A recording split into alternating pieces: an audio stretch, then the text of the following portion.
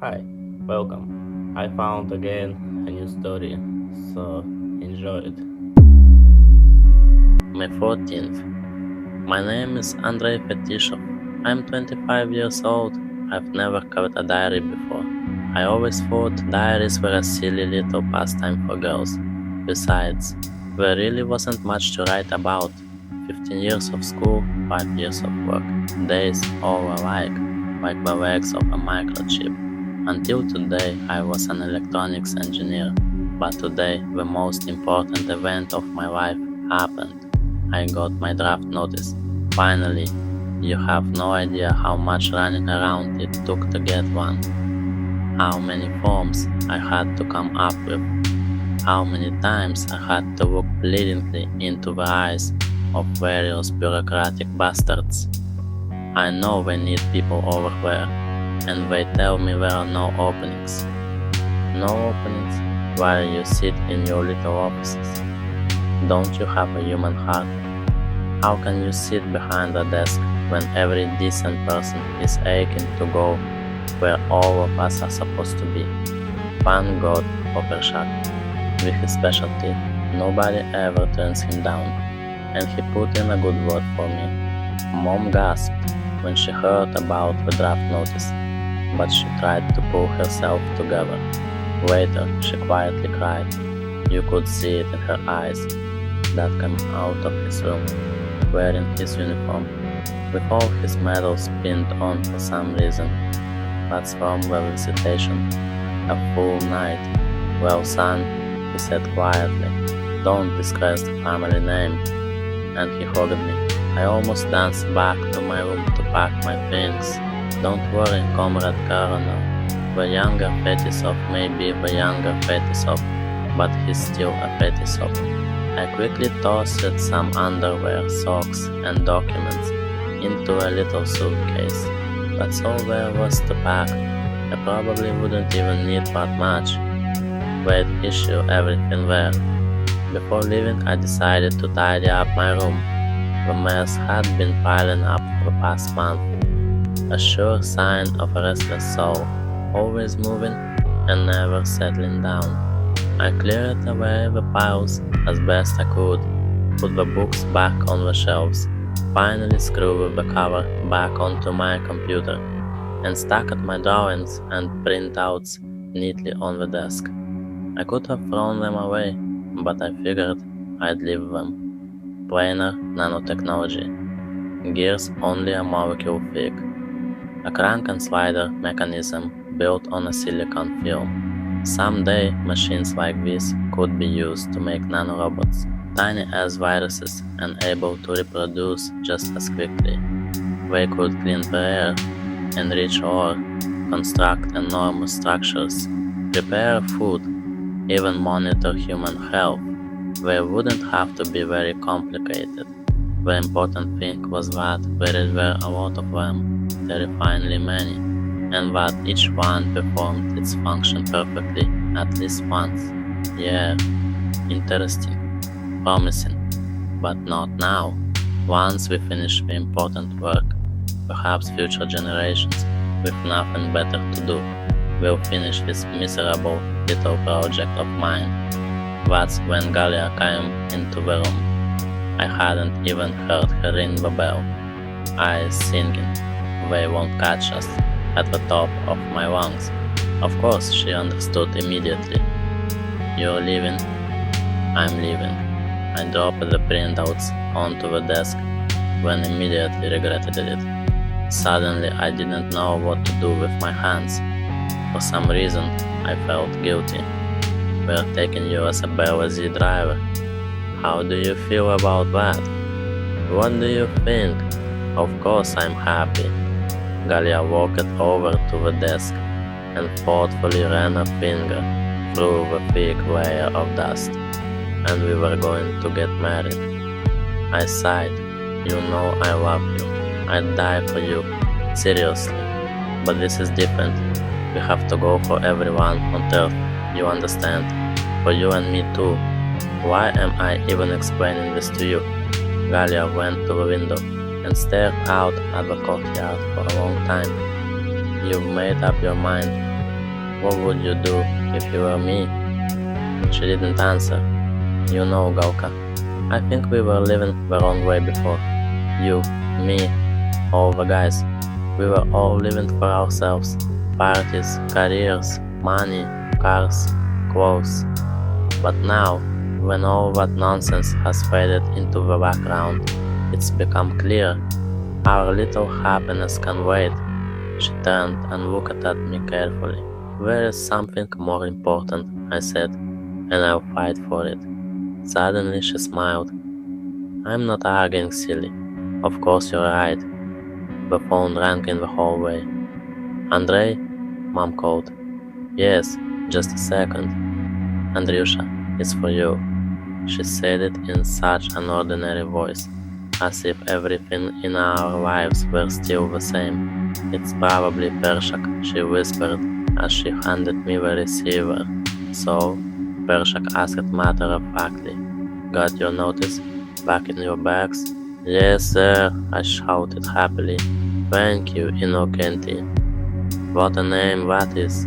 Calling him Kesha would be awkward. He's about 10 years older than me after all, and using his full name and patronymic would be too formal. We've been on a first name basis for years. Alright, you can thank me up there, Pershak growled. Now give me the number on your assignment papers. I want to get you into my crew. They'll let you do that? I practically stopped breathing from excitement. What was your last irrelevant question? Is that clear, driver? Repeat it. Yes, last irrelevant question. Good. You have to admit, it's nice to be a specialist in dissolving operations, like Pershak. Nobody ever refuses him anything. His specialty gets him taken according to quota, and he goes straight into a crew leader's position. May 15th I reread the diary. It's turning out beautifully, very literary, with dialogue and little digressions. Most people write all kinds of nonsense in their diaries. Vasha came over, we drank vodka. Maybe I really do have a writer's talent going to waste, but enough whining.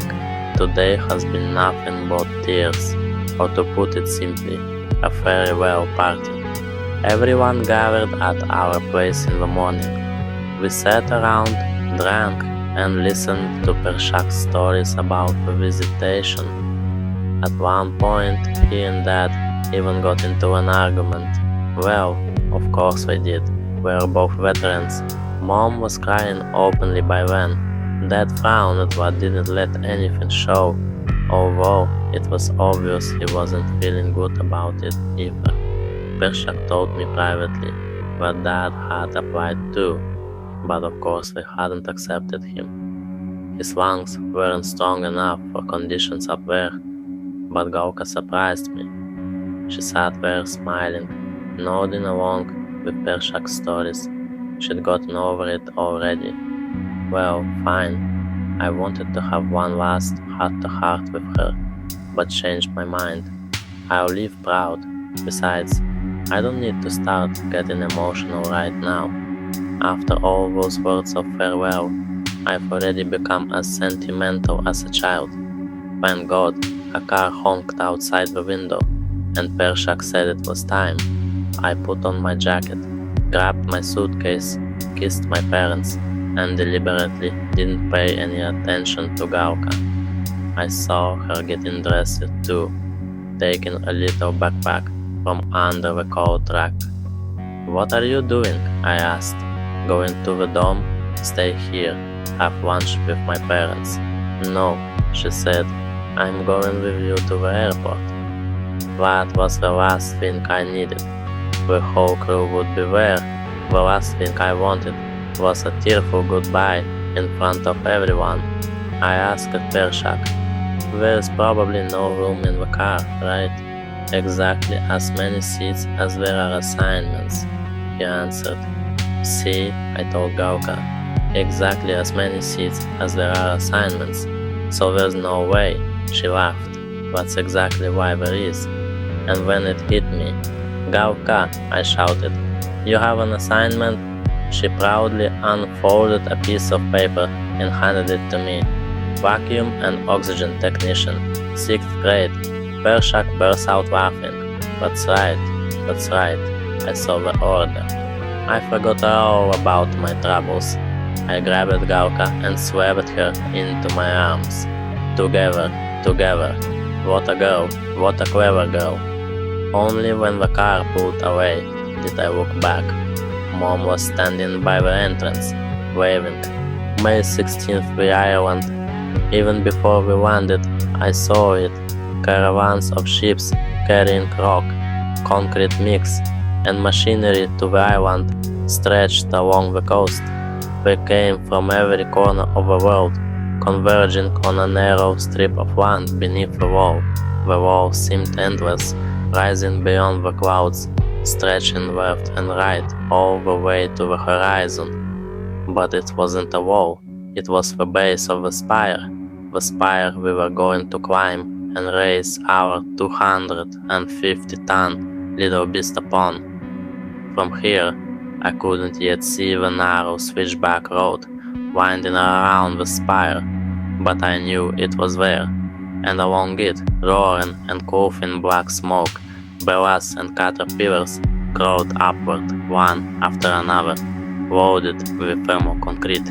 That evening, we gathered for our first briefing in the enormous human resources hall. It was as big as a city. So many people, heads everywhere, swaying like a sea, all eyes fixed in one direction, toward the instructional screen. The first briefing was also the last. Tomorrow, this entire sea of people would spread out into their trucks and begin the journey. Some were already on the road today. The flow of machinery toward the summit never stopped. Pershak's limitless influence continued to work even on the island. He easily got Galka assigned to our crew as the oxygen technician. Of course, I was insanely happy about that. Although every now and then, a cold little worm moved inside my heart. We weren't going on a sightseeing trip. How would it feel to watch the person you loved most die? The second driver assigned to us was a red-haired German named Akim. Nice guy, I think. He'd arrived from Dresden a week earlier, but caught a cold, was bedridden, and fell behind the others. His Russian was about as good as my German. We mostly communicated with hand gestures. Still, as long as he knew what he was doing, that's all that mattered. Now it's time for dinner and sleep. Tomorrow, the road. May 17th, 12 p.m. The first 6 hours of the climb went smoothly. At 3,000 meters, we switched on the engine's oxygen supply and sealed the visors of our helmets. Galka was doing a great job. Everything was working like clockwork. Breathing was easy, although you got tired very quickly. The vehicles moved almost bumper to bumper. The road was narrow. There were no guardrails. That made me nervous. Why couldn't they at least put up some kind of barrier? Something to keep us from constantly watching whether a wheel was getting too close to the edge. There was no oncoming rain, but we didn't need one. I finished my 6-hour shift and gave the wheel to Akim. We switched drivers without stopping. I'm going to finish writing this and get some sleep. In 6 hours, I'll be behind the wheel again. 12:20 p.m. To hell with sleeping. I'd barely closed my eyes when there was an emergency. A truck overhead caught fire. Not the one directly in front of us, but the third or fourth one ahead. An oxygen cylinder on its roof had started leaking. Even in the thin air, we could hear the explosion. A jet of flame shot into the sky. I flew off my bunk and grabbed Pershak by the shoulder. If the fire spread to the neighboring vehicles, we were all finished. We'd go up one after another, like a string of firecrackers. Poor things, Gauka whispered. Oil from the filters leaked. I told you those cylinders were garbage. The burning truck suddenly swerved. Its right wheels hung in the air for a second, when the 300-ton Belaz rolled heavily into the abyss. Good job, kid, Pershak said. You didn't panic. I said nothing. Now I understood why there were no guardrails on this road. May 17th, 10 p.m. American sleep. I can't look at the road either. The abyss is even worse. I'll write instead. Once I started this, I have to finish it. When my shift began, Pershak and Gauka were dozing. Achim climbed onto the bunk and immediately started snoring. I felt completely exhausted. I was afraid I'd fall asleep too. You know, Pershak said. What did you do before the visitation? I realized he hadn't been sleeping after all. Good man, following the instructions. Keep the driver entertained. Pretty much the same thing I'm doing after it, I said. Nano-robots. Why'd you quit? Because a lot of people gave up their old work after the visitation. When you understand what's really important in life, it's hard to keep wasting your time on nonsense. Strange, isn't it? Pershak shifted in his seat and leaned closer. If those walking brains hadn't arrived, our benefactors, we wouldn't have the island, and we wouldn't have the spire. Terrifying to think about, and they didn't even leave us any special knowledge. No new technologies, except maybe thermal concrete, and yet everything changed so completely. What do technology and thermal concrete have to do with it? Gauka interrupted. They opened our eyes. For how many centuries, millennia, millions of years have people struggled with the question of what the meaning of life is? And then they just gave us the answer. Yes, Pershak nodded.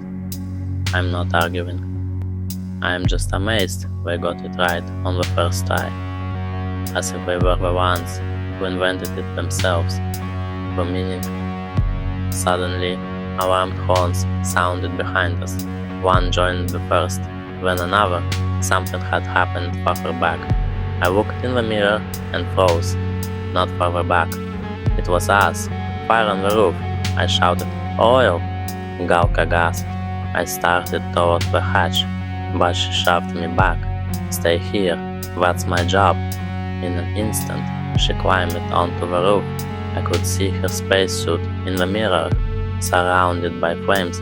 The oil line on the reserve cylinder was burning. Gauka ignored the fire, pulled a wrench from her pocket, and started unscrewing the inlet fitting. What was she doing? The pressure from that pipe could blast her, like a flamethrower. Watch the road, Pershak shouted. If it blows, you have to be ready. The trucks behind us slowed down.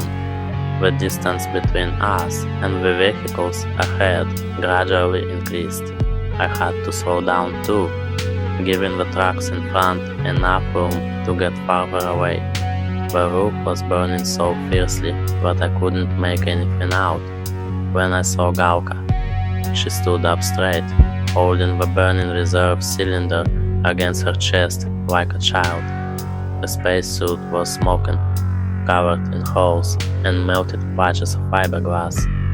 The visor of her helmet had collapsed inward, but I couldn't see her face. Something black was bubbling where it should have been. I knew what was about to happen. Gauka, don't. The cylinder exploded 1 second after she jumped. I saw a ball of fire falling into the abyss. Then I buried my face in the steering wheel. Damn these tears. Couldn't cry now. Ah, Gauka, Gauka, Pershak sighed. Check the roof. I blinked through my tears and straightened the wheel. I looked in the mirror again. The roof was smoking, but there were no flames. Pershak closed the hatch. Everything's fine. Fire's out. The cylinder's holding. We've got enough oxygen to make it to the top. Go to sleep, he told Akim. I'll wake you in half an hour. For half an hour, I drove the truck, trying not to think about anything except the distance and the gaps between the wall on my left and the abyss on my right. I stared stupidly at the marker lights of the caterpillar ahead, accelerating, braking, following it, repeating to myself, everything's fine, everything's fine, everything is going according to plan. Hakim is driving now. Pershak is telling him some story about his younger days. The German keeps shaking his head in amazement. I am lying on the bunk and writing down everything that happened to us. Why? I don't know. I just can't sleep. May 18th, the summit. Well, we're here. The last few kilometers were especially difficult. We barely had enough oxygen. We even had to give up part of our reserve. We don't install a reserve cylinder for nothing. But in the end, everything worked out. The road ended. We drove onto a flat section of the spire under construction. The surface was as level as a table. Trucks spread out left and right, moving into their assigned positions according to the engineering plan. Pershak unfolded the map and showed me where to go. Half an hour later, we saw a dense formation of trucks ahead, packed tightly together. That's it, our spot. I guided the truck into the formation and squeezed it into the gap between two vehicles. The trucks behind us immediately pulled in close, filling the remaining space. Pershak smashed the glass on the control panel with his fist and pulled the activator lever.